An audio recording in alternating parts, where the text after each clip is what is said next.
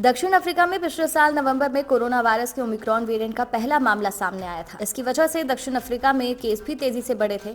तब विश्व स्वास्थ्य संगठन ओमिक्रॉन वेरिएंट को वेरिएंट ऑफ कंसर्न मान रहा था और कहा गया था कि ये वेरिएंट काफी तेजी से म्यूटेट हो रहा है।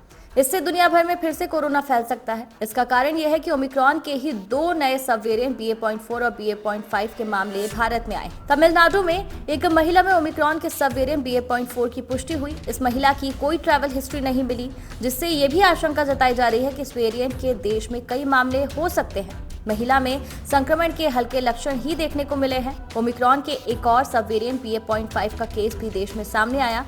तेलंगाना में एक बुजुर्ग मरीज में ये वेरिएंट मिला, यानी ये दोनों मरीज देश में ही संक्रमित हुए हैं। कुछ ही दिनों में ओमिक्रॉन के दो नए सब वेरिएंट मिलने से स्वास्थ्य विभाग भी सतर्क हो गया है।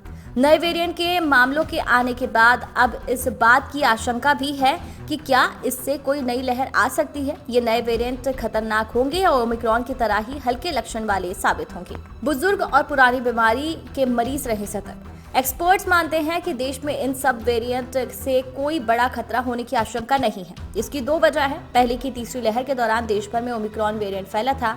आबादी का एक बड़ा हिस्सा इससे संक्रमित हो चुका है और लोगों में इस वेरिएंट के खिलाफ इम्यूनिटी है। दूसरा कारण ये है कि किसी वेरिएंट के दूसरे सब वेरिएंट से खतरा नहीं होता है, क्योंकि सब वेरिएंट के लक्षण भी लगभग पुराने वेरिएंट जैसे ही होते हैं और ये वेरिएंट शरीर में प्रवेश करने के बाद इम्यूनिटी के सामने कमजोर पड़ जाते हैं। हालांकि बुजुर्ग और पुरानी बीमारी से पीड़ित लोगों को अभी भी खास ध्यान रखने की जरूरत है। लक्षणों पर रखनी होगी नजर।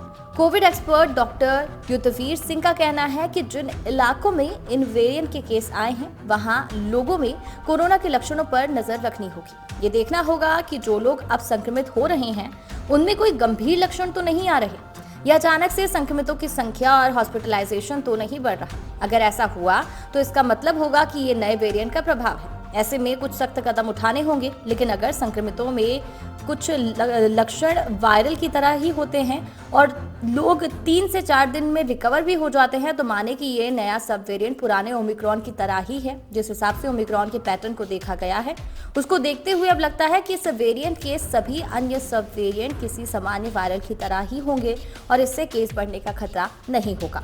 साथ ही किसी नई तरह की खतरनाक लहर का जोखिम भी कम है। कोरोना और वैक्सीनेशन से जुड़ी जानकारी से अपडेट रहने के लिए हमारे चैनल को सब्सक्राइब कर लीजिए।